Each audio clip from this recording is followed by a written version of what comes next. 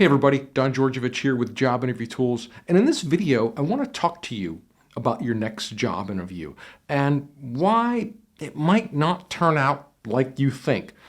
Why you might not get the job that you want, in spite of your qualifications, in spite of your experience. Because employers are kind of shifting the way that they hire. They used to place a lot of emphasis on experience and competencies and skills, but they've been finding that when they place a lot of their emphasis on those areas, they end up sacrificing culture fit, which means they end up hiring people who they can do the job, but they don't fit the culture. They don't fit the vision of the company. They don't fit in with everybody else. And when they hire people who aren't a fit, those people generally, they don't last long in the role, or they kind of anger some of the other employees who are already out there.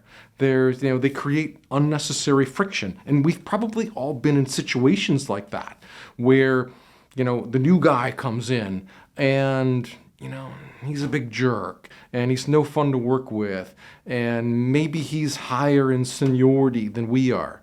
So we feel powerless and so we quit. And maybe we have 10 years of experience. So that's a lot of experience going down the drain, out the door. So employers are getting wise to this. So they are shifting the way that they hire people more towards culture fit. So they're happy to train you for the job, but they're not placing as much emphasis on the experience and your skills. Sure, they require them. There's a certain amount of experience and skill they'd like you to have, but they're shifting a lot of their focus towards hiring people for culture. Because when you hire people for culture, they fit in better with the team. They work better together with a team, and they last longer. Culture fit employees last longer, they stay longer, they're more productive, they're happier. So the benefit is huge. And the reason I'm bringing this up is because when you go for your next job interview, it might go well. You might have 1 round, 2 rounds, 3 rounds, maybe even 4 rounds of interviews where everything seems good. You're answering all their questions, you're solving the problems, you're showing them that you're a real solution to their company and that you can do the job. But all smart employers, that they have a couple of different candidates. They have a primary candidate, a backup candidate, maybe a secondary backup candidate. So when it gets down to the end, they might have 3 people they're considering for the job. They all might be equally qualified, you being one of them. And you thinking that you've got the job. And I've been in positions like that too. Got all the way to the end, felt like this is a no-brainer, they're going to pick me. And you know what? They didn't. They didn't pick me. And maybe you've been in that situation before too, where they didn't pick you. And you're just dumbfounded, you're blown away. It's like, why? Why would they not hire me into this position? I was perfect for it. We had 4 rounds of interviews. I gave them 10 hours of my life talking about this position, and then they go off and they hire somebody else. Well, usually at that point, it's not your fault. It's that you were not a culture fit. They didn't see you fitting into their environment. They didn't see you interacting. They didn't see you growing. They saw you could do the job in the short term, but they didn't see you there long term. And maybe the person that they did pick was more in tune with the company vision and, saw the company, saw the big picture of where the company was going. So here's what you can do. Now, it's too late to do this if you're already through the interview process.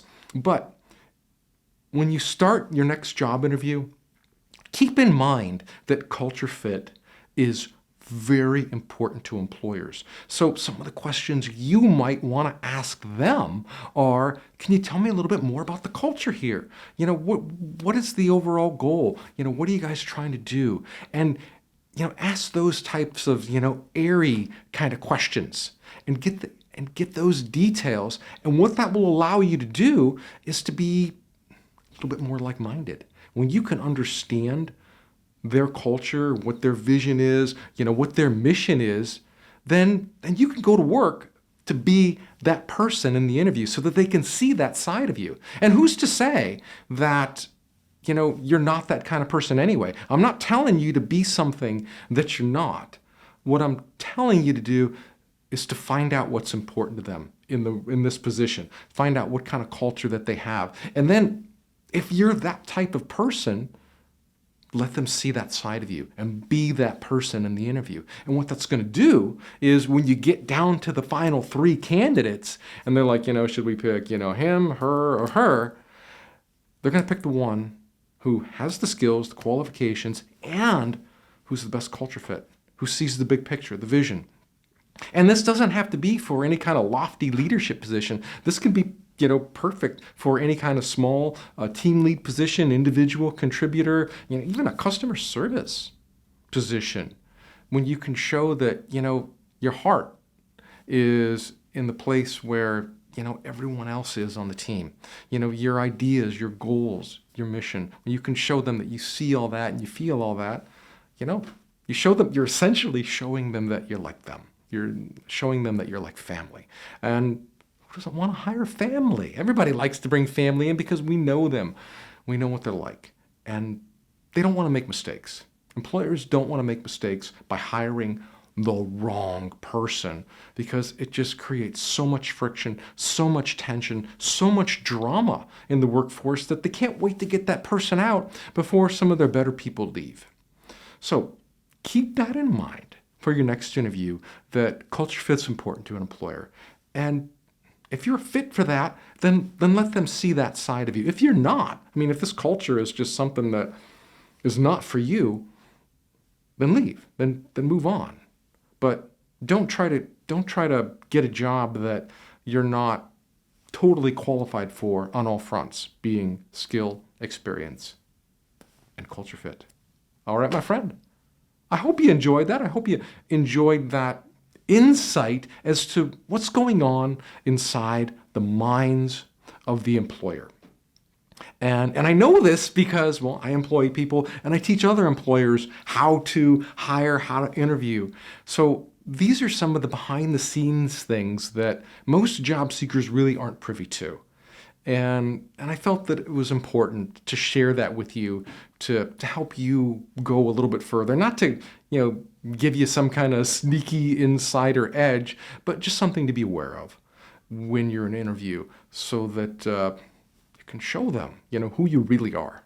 All right, my friend. Now, before your next interview, as always, head on over to jobinterviewtools.com/top10, put in your name, email address, tell me where to send this, and I will send you my free top 10 interview questions that are going to guide you through answering interview questions the way employers want you to, the way that are going to show your best side. It's a great little book and it's free. Just tell me where to send it. I'll get it out to you in a couple minutes. And if you like this kind of content, you like this material, and you want to go deeper, because obviously they're going to ask you more than 10 questions. For that, head on over to jobinterviewtools.com and download the complete interview answer guide. This is like, a field manual for interviewing for jobs. This book goes into extreme detail on how to answer all kinds of different questions, how to prepare for interviews, how to prepare for phone interviews, questions to ask the interviewer. This guide goes deep. It's like a field manual for a job interview. And the cool thing about this, you can get this hard book if you want to. You can get it in ebook format, just in instant download. That's probably one of the most common ways that people get this book.